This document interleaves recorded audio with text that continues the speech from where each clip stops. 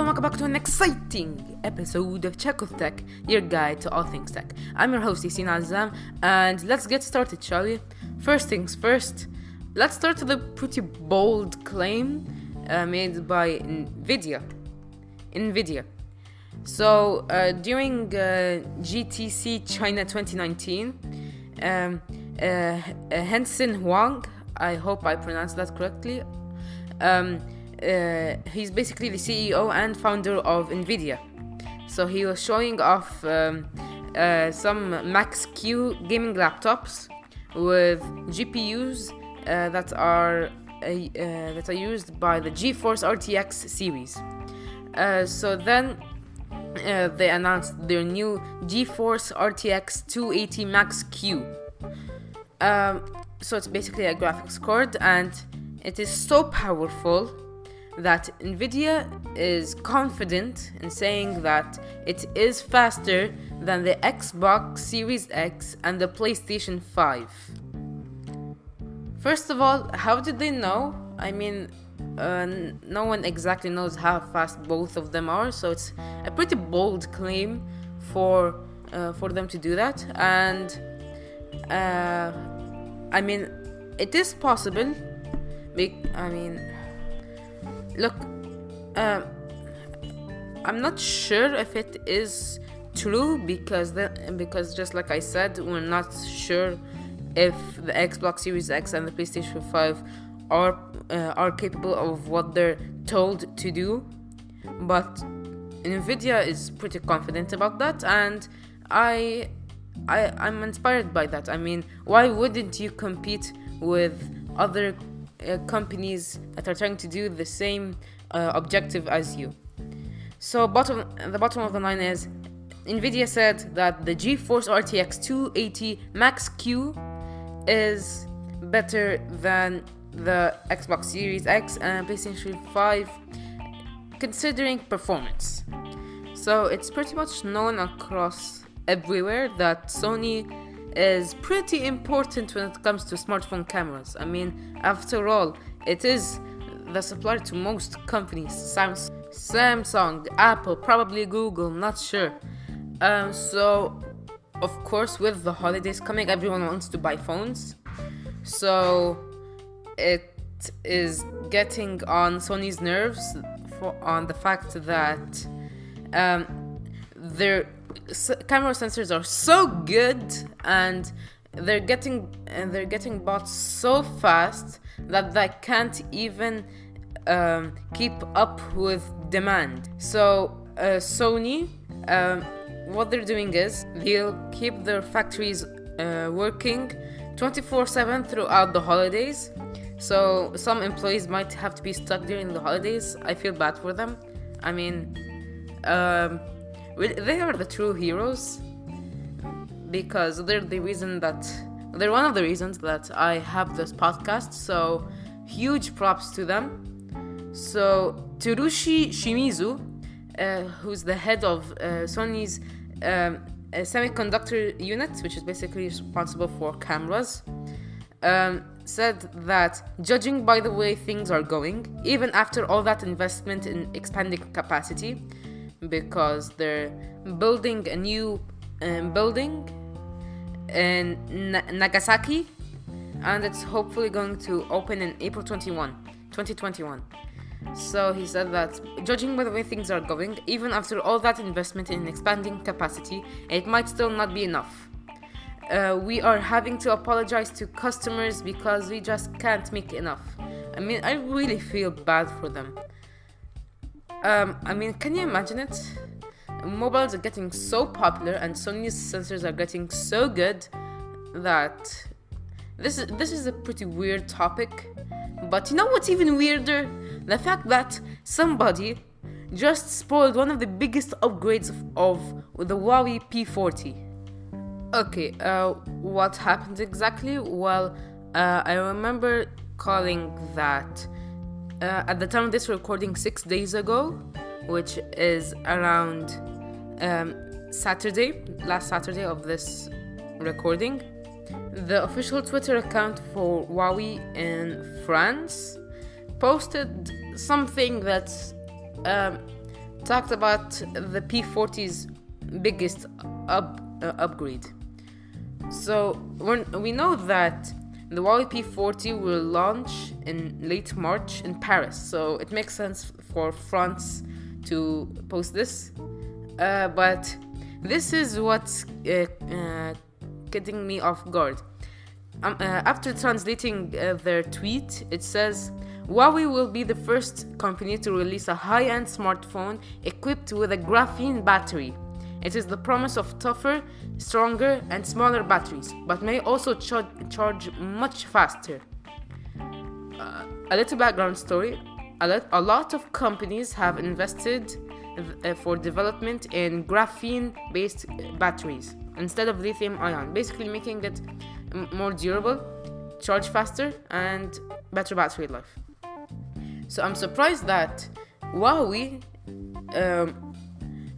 basically tweeted about it, because I actually expected Samsung to be the first people to put that on a phone, because they were the first to develop it. They were the first to come up with that idea. They've been doing it for so long. But I'm actually surprised that Huawei caught up. Maybe they've been doing it for quite some time as well. Or maybe they just took it from Samsung. Who knows? I mean, it would make sense. But overall, that makes me a little bit more excited about the Huawei P40. But they still have big shoes to fill, especially after that Google dropout. So, yeah, they need more than that to convince you to buy it. Hey, new phone coming up. Apparently, every time I have to record one of these episodes, there has to be a new phone. Okay, I have no problem with that. What is it this time? It's Oppo and their new mid-range 5G phone, the Reno 3 and the Reno 3 Pro. I'm honestly surprised that the Pro phone is considered a mid-range. I never believed that we'd get this far in technology, but yeah, here we are. Now, what does the Oppo Reno 3 Pro have? Okay, it has a 6.5-inch AMOLED display with a 90Hz refresh rate, Qualcomm Snapdragon 765G processor, 8 or 12 gigs of RAM, 128 or 256 gigs of UFS 2.1 storage, 4,225 mAh battery with VOOC flash charge 4.0, which is technically 30 watts. 4 cameras on the back, 48 megapixel f1.7 regular camera, again supplied by Sony, 30 megapixel 5x hybrid zoom f2.4 camera, 8 megapixel ultra wide f2.2 camera, and a 2 megapixel monochrome f2.4 camera. Front camera 32 megapixel f2.4 selfie camera. It has ColorOS 7, which is basically based off Android 10, and that's it. Comes in 4 colors: blue, starry night, sunrise, moonlit black, and misty white. Whew. I have no idea why I kept saying it so fast like that, but I mean, on my podcast player, you can adjust the speed, so if it's fine with you, it's fine with me. But that was just the Pro. Now let's go to the Reno 3, the regular one. 6.4-inch Full HD Plus AMOLED display, MediaTek Dimensity 1000L SoC, 8 to 12 gigs of RAM, 128 gigs of UFS Plus storage, 4025 mAh with VOOC flash charge 4.0, 30 watts. 2 cameras on the back and 2 sensors. One 64 megapixel primary f1.8 camera, one 8 megapixel secondary camera, and two sensors. One monochrome, one portrait sensor. A 32 megapixel camera on the front, ColorOS 7 base of 110, and it comes also in the same 4 colors: blue, starry night, sunrise, moonlit black, and misty white. Whew. Both of those items will go on sale on December 31st, which is a coincidence, because 2 other things will happen. That first things first is New Year's Eve. Happy New Year's, but that's in advance. And the second one is the launch of our Phone Awards 2019 results. If you don't know what that is, you're going to see it. Of course, it's going to be a special bonus episode on the podcast and hopefully on YouTube. Now the Reno 3 will start at around $485, and the Pro will start at least $529. And there will be a new color Pantone. It's basically a 2020 limited edition of the Reno 3 Pro, and it will go on sale on January 10 for $600. I mean, they think that $600 for a limited edition phone is so much, but honestly, it's not. Did you see the new Note 10 Star Wars limited edition collection? Wow! And of course, it's almost New Year's. We look back at our past, we reflect on it, we make New Year's resolutions. So some of us like to reflect on phone sales, specifically this year. And this is actually quite of a surprise, because one phone was the best-selling phone in every quarter of this year. So what I'm talking about is like every 3 months is called a quarter. And that's business, market, financial stuff. So one phone was the best-selling phone of this year. And when you stop and think about it, it actually starts to make sense. But here it is. The iPhone XR. Yes, I'm being completely serious. The iPhone XR was the best-selling phone of this year. And now, if you actually stop and think about it, it makes sense, because you have a brand like Apple with their premium quality, a top-notch camera, literally a notch, and mediocre display in the XR, and with a good price. It's no wonder that a lot of people bought it, because I mean, I see like people everywhere with iPhones and nothing else. So it does make sense. But then again, I'm surprised, because it's kind of, how do I say it, mid-range. It's not the best. Oh, not at all.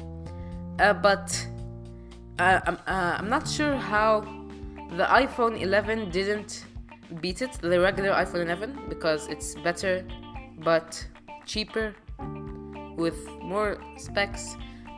Anyways, what I'm saying is congrats to Apple. They did something I never would have imagined, especially with the XR. But yeah, so ever since the rise of Teslas, people have wanted to use their car like as a tent for camping. So in 2017, Tesla released a software update that made climate control running for more periods of time when the car is parked, but it wasn't like really camper mode. I mean, it was just climate control, nothing about it. So a couple of days ago, Tesla just pushed their new holiday update 2019.40.50 with a lot of new features, and one of them is camp mode. So Tesla wrote this in the release notes. Your car can now maintain airflow, temperature, interior lighting, as well as play music and power devices when camp mode is enabled. To enable camp mode, tap the fan icon at the bottom of the touchscreen and set Keep Climate On to camp while your car is in park. I don't know why I just did that tone. I just wanted to differentiate between the actual release note and my regular voice. But this is very good because, I mean, I can expect that some people would go out, especially with their soon-to-be Cybertrucks, to go camping with it. I mean, you no longer need a tent, honestly. You could just sleep in the car. But, yeah, and correct me if I'm wrong, but yeah, Elon Musk did confirm that Tesla will sell a camper configuration for the Cybertruck. So this is very good news. If you own a Tesla, good for you. You can now camp without a care in the world. And that's it, ladies and gentlemen. Thank you so much for listening to this podcast. I hope you enjoyed it. Please don't be afraid to leave your review on Apple Podcasts, and be sure to check out the other episodes of this podcast. As always, This is Yaseen Azzam signing out. See you next weekend.